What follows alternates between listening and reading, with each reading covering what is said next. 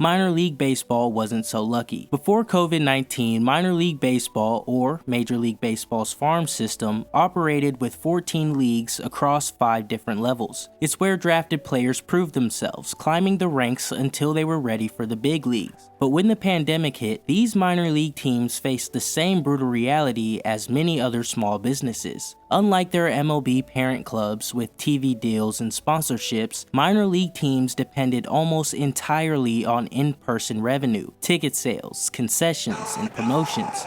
For them, no fans meant no income. Add in quarantine protocols, testing costs, and travel restrictions, and keeping these teams afloat became nearly impossible. So like any other business in a financial crisis, many of these minor league teams saw rounds of cuts, letting go of players, coaches, and dropping some teams altogether.